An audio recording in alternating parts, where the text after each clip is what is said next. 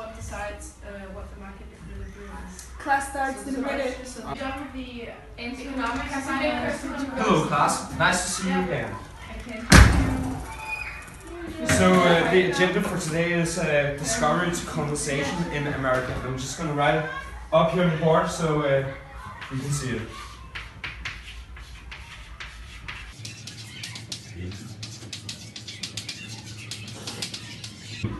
Yay! It's good to hear that you're as excited as I am. Actually, for millions of years, North America was not populated. The first Native Americans, they came by crossing Alaska. These people were not homogeneous. They spoke different languages and different colors. They were primarily agricultural and hunters. They slowly started to develop urban cities and colonies. Europeans first came to the eastern side of North America when Norse explorers discovered Iceland and Greenland. But the colonization was not sustained in North America. It was barely known in Europe. So here's the essential question. Mikkel, do you know who discovered North America? Columbus! No, that's actually not right. Julie, do you want to try? Yeah, I'll try. Columbus, he actually rediscovered America, and the Native Americans, they lived in peace until Columbus rediscovered the US in 1492. He tried to discover India, and not the US, and his expedition was funded by the Spanish monarch. Columbus named the islands he discovered the Indies, but he never really did find Asia. That's right, Julie. Very nice. But just to elaborate a little, from 1492, the white people began to come to the world, the New World. The communities of the white people existed as extensions of Dutch, French, and British empires. Their politics focused on relations to and conflicts between these European empires. Their economic thoughts were very concerned about tariffs, trade restrictions, and division of labor, and that's why we see America as it is today.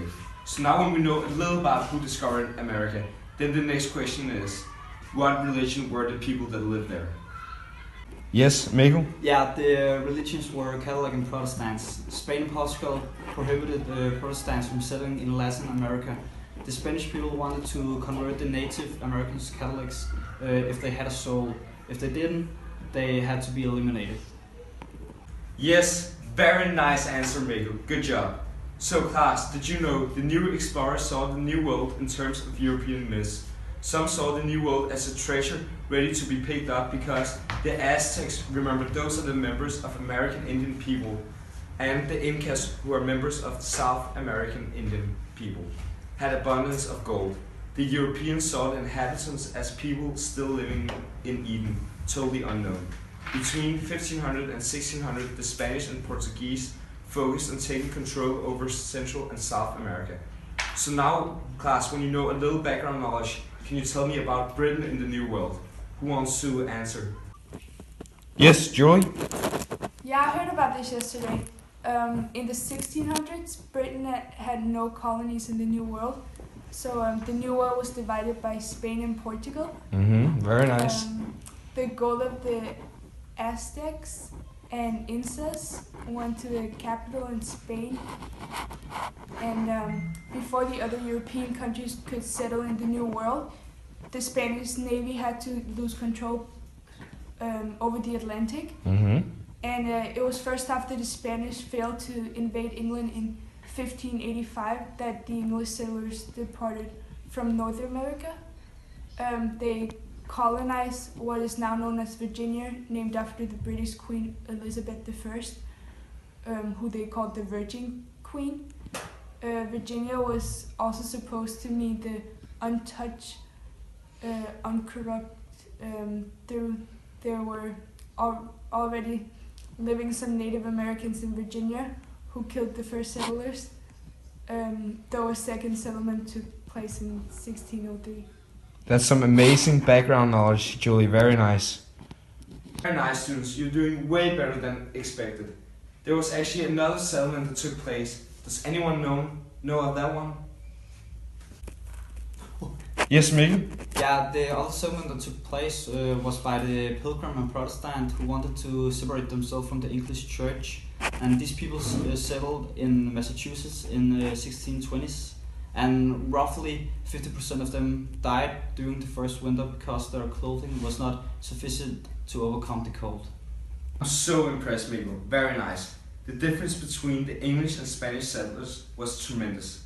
The Spanish people came mostly as men and they were soldiers and missionaries, while the English came as families with many women and children, while the Spanish had a majority of men who married native people and formed a new race.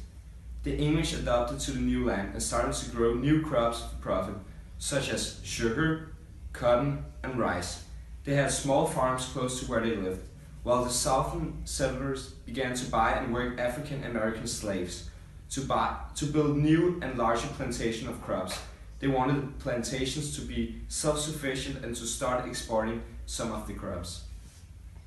Lastly, we're going to have about colonies. Can anyone in this class define what a colony is? Yes, Miguel. It's a group of people who live their native countries to form a new land, a settlement subjected to or connected with the parent nation. Very nice definition. Now, can you describe what a colony is a little more now? In both North and South, the family was very important and it was unusual and hard to live alone. Also, the political rights were spread all over the New World. In Massachusetts, 55% of all male could vote because they owned a sufficient amount of property. Compared to Britain, where the most 33% of men could qualify, but often the percentage was lower. Colonial towns were so far away from London that they had to make important decisions without approval from the royalty. Americans took these decisions independently in town meetings, where all the men had equal voting voice. The colonies was all focused and a lot on education, where on the first known school, Harvard, was founded in 1636. Massachusetts, since the people were religious, literate was important for the people so they could read the Bible. It was also important to be educated so the colonized could have lawyers, judges, and etc. That's incredible. I can't believe how you know that, Miguel. I have something. Yes, Joey? By 1675, the Native Americans had enough of the white people, and they started to fight the colonists and destroying their bases and killing the English people. A year after, the Puritans got revenge by burning off the Native Americans' food supplies and killing 3,000 people. Those who survived were sold as slaves, and even the praying Indians who had been converted into Christianity were treated badly. Just before you leave class, I would just briefly like to link this discovery to colonization to the American dream. This is the foundation of the American dream, where it all started. There was no laws in the country, and no one really decided anything before the Constitution. People were different, they had different skin color and different ethnic background, but they still had equal opportunities in the beginning. And therefore they could start their own business, or they could grow a family like they wanted to, just like you will one day. Thank you. Class, so last chance to get a comment out. Anyone?